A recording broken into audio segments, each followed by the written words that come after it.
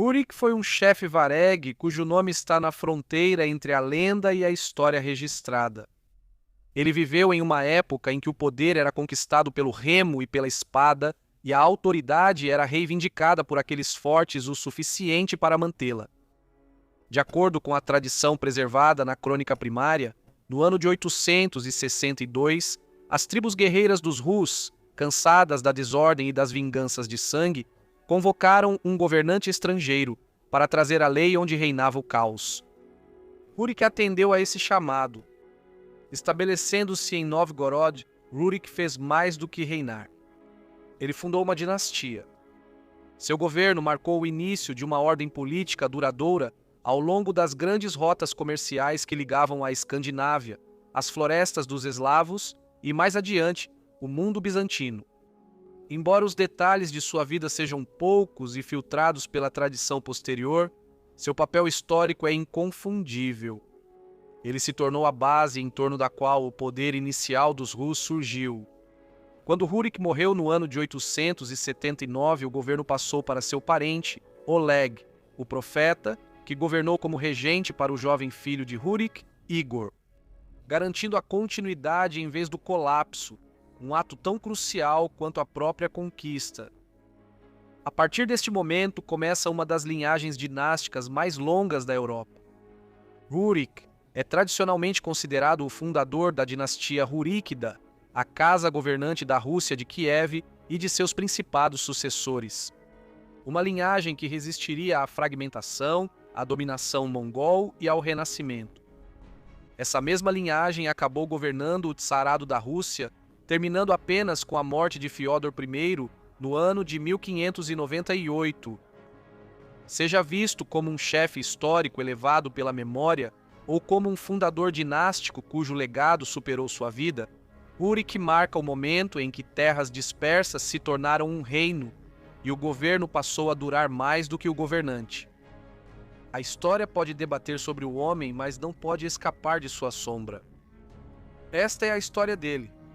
A maioria dos historiadores situa as origens dos Rus na Escandinávia, mais precisamente para as regiões costeiras do que hoje é o leste da Suécia.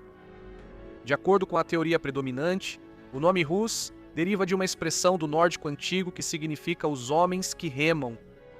Ela própria está ligada a Roslagen, o nome histórico do distrito costeiro sueco, de onde se acredita que esses navegadores vieram. O nome Rurik também tem raízes escandinavas, representando uma forma eslava do nome pessoal nórdico antigo Hrokkr. Uma figura que há muito intriga os historiadores nesse contexto é Horik de Dorstad, um líder viking conhecido pelas crônicas francas.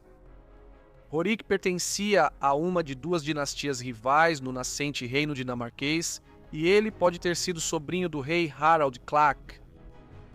Reconhecido pelo imperador carolíngio Luís, o Piedoso, Horik recebeu terras na Frísia, embora seu governo ali tenha sido marcado tanto por manobras políticas quanto por expansão violenta. Ao longo de meados do século IX, Horik liderou uma série de incursões pelo norte da Europa. Ele tomou Dorstad no ano de 850, atacou Hedeby no ano de 857 e saqueou Bremen no ano de 859.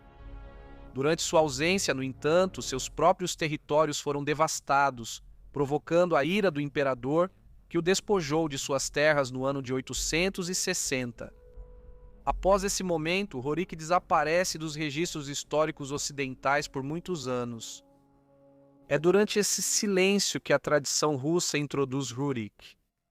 De acordo com as fontes orientais, no ano de 862, Rurik chegou à região do Báltico Oriental, estabeleceu uma fortaleza em Lagoda e, mais tarde, transferiu sua sede de poder para Novgorod.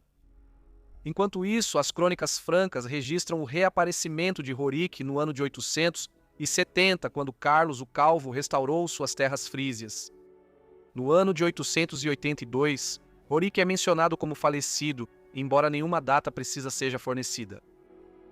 A crônica primária, no entanto, coloca a data de Rurik de Novgorod no ano de 879, 3 anos antes da última referência franca, a Rorik de Dorestad.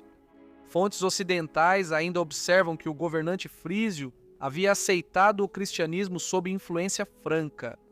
Essas linhas do tempo sobrepostas, carreiras paralelas e nomes compartilhados, levaram estudiosos a levantar uma questão.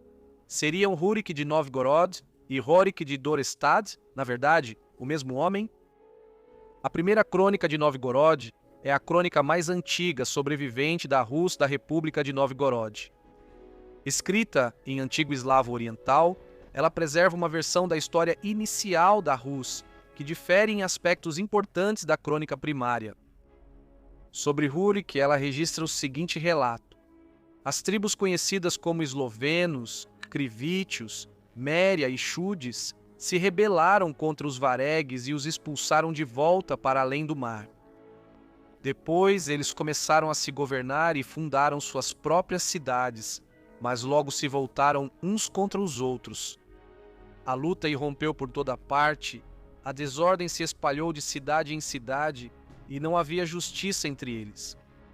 Vendo o caos, eles disseram entre si: vamos encontrar um príncipe que governe sobre nós e nos julgue de acordo com a lei.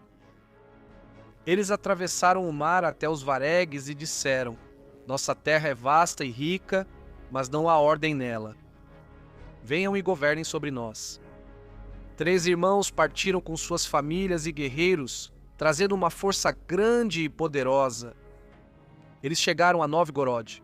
O irmão mais velho, Rurik, governou em Novgorod. O segundo, Sinéas, se estabeleceu em Bilo-Ozero e o terceiro, Truvor, governou em Izborsk. Desses varegues veio o nome Rus, e deles a terra dos Rus recebeu seu nome. O povo de Novgorod, diz a crônica, ainda hoje tem origem nos varegues.